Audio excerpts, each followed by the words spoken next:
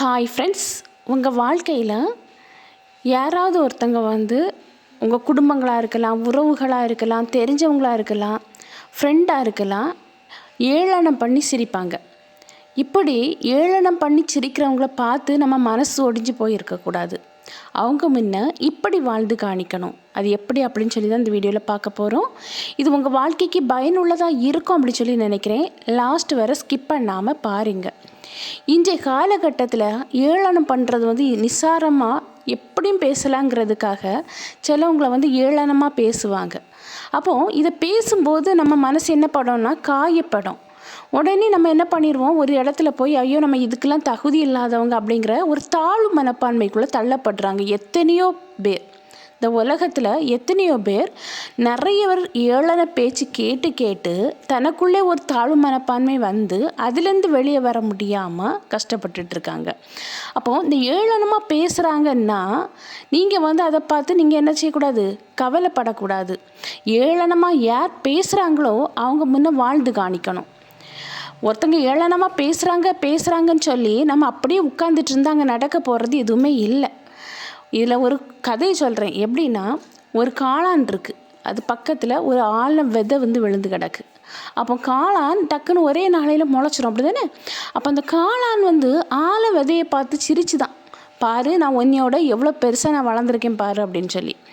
அந்த ஏளன பேச்சு, அந்த காளான் அந்த ஆலமர விதையை பார்த்து ஏளனமாக பேசிச்சான். அதுக்கு 2 நாளையிலே அந்த காளான் அழிஞ்சு போயிடுச்சு. ஆனால் அந்த ஆலமர விதை என்ன ஆயிருக்குன்னா அது வளர தொடங்கி பெரிய மரமாக ஆறிச்சு.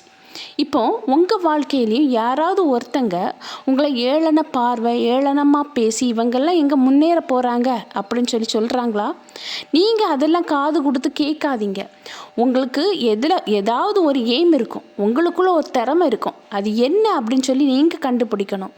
அதில் எப்படியாவது நம்ம மேலே வரணும், இதுதான் உங்கள் கான்செப்டாக இருக்கணுமே தவிர அவங்க நம்மளை ஏளனமாக பேசுகிறாங்க, நம்ம இனி வாழ்க்கையில் முன்னேற முடியாது அப்படின்னு ஒரு நெகட்டிவான எண்ணங்கிறதுக்கு நம்ம இடம் கொடுக்கக்கூடாது. அப்படி ஒரு எண்ணம் இருந்தால் அதை தூக்கி இன்றைக்கி குப்பையில் போட்டுட்டு உங்களாலேயும் முடியும், உங்களாலேயும் வாழ்க்கையில் முன்னேற முடியும். யார் ஏளனமாக பேசுனாங்களோ அவங்கள விட உங்களால் உயர்ந்து காணிக்க முடியும் அப்படிங்கிற ஒரு பாசிட்டிவான எண்ணம் உங்களுக்குள்ளே இன்றைக்கி வரணும். இப்போ ஒரு பிள்ளை இருக்குன்னு வைங்களேன், அந்த பிள்ளை ஃபஸ்ட்டு ஒரு 5ஆம் கிளாஸ் படிக்கும்போது நம்ம போய் கேட்போம், உன்னோட எய்ம் என்னம்மா அப்படின்னு சொல்லி. அது உடனே சொல்லும், நான் டாக்டர் ஆக போகிறேன் அப்படிங்கும். அதே இது 10ஆம் கிளாஸ்க்கு வரும்போது கேட்கும், ஒருவேளை நான் ஆகுவேன் அப்படிங்கும். இது கிளாஸ் எல்லாம் முடித்து காலேஜ் போகும்போது நீ என்ன பண்ண போகிற அப்படின்னா, ஏதாவது ஒரு ஆர்ட்ஸ் காலேஜில் ஏதாவது ஒன்று பிஏஓ பிஎஸ்சியோ படிக்கணும் அப்படிங்கும். அதெல்லாம் முடித்த பிறகு நீ என்ன பண்ண போகிற அப்படின்னா, என்ன பண்ணணுன்னு தெரியாது அப்படிங்கும். அப்படிலாம் இருக்கக்கூடாது. நமக்குன்னு ஒரு எய்ம் வச்சுக்கணும். நம்ம வாழ்க்கையில் எது ஆகணும் அப்படின்னு ஒரு எய்ம் வச்சுட்டு அதுக்கு இடையூறாக எந்த தடை வந்தாலும் அதை தாண்டி செல்லணும். அதை தாண்டி நம்ம கண்ணும் கருத்துமாக நம்ம எய்மில் தான் இருக்கணும். நம்ம குறிக்கோள், நான் இன்றைக்கி இதை ஆகணும் அப்படின்னு சொல்லி ஆசைப்பட்டேன்னா அதை அடையிறது வேறு. நம்ம என்ன செய்யணும், ஹார்ட் ஒர்க் பண்ணணும், விடாமுயற்சியாக நம்ம அதை அடையிறதுக்கு ட்ரை பண்ணணும். அப்படி நம்ம ட்ரை பண்ணும்போது நம்ம தன்னம்பிக்கையோட நம்ம ட்ரை பண்ணிக்கிட்டே இருக்க முயற்சி செய்ய இன்று இல்லைனாலும் என்னைக்காவது ஒரு நாள் நீங்கள் நினச்சது மாதிரி எதுவாகணும்னு நீங்கள் நினைக்கிறீங்களோ அதுவாகவே மாறுவீங்க. நீங்கள் அது இல்லாமல் ஐயோ அவங்க என்னை ஏளனமாக பார்க்குறாங்க, நான் இதுக்கெல்லாம் தகுதி இல்லை அப்படின்னு சொல்லி நீங்கள் ஒதுக்கிட்டு இருந்தீங்கன்னா லாஸ்ட் வேறு அப்படி தான் இருக்க முடியும்.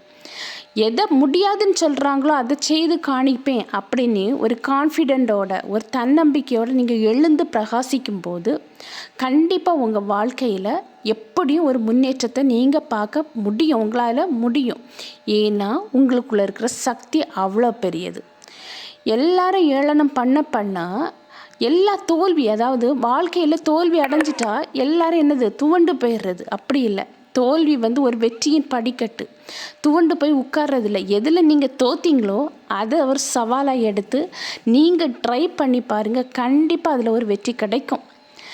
அதனால் பாசிட்டிவான எண்ணங்களை வளர்த்துட்டு ஏளனம் பண்ணவங்க முன்னே நீங்கள் முயற்சி செய்து வாழ்ந்து காணிங்க. இதுதான் அவங்களுக்கு சரியான பதிலடியாக இருக்கும். ஓகே ஃப்ரெண்ட்ஸ், இது உங்களுக்கு வாழ்க்கைக்கு பயனுள்ளதாக இருக்கும் அப்படின்னு சொல்லி நினைக்கிறேன். நான் உங்களை நெக்ஸ்ட் வீடியோவில் மீட் பண்ணுறேன். அதுவரை பை, see you.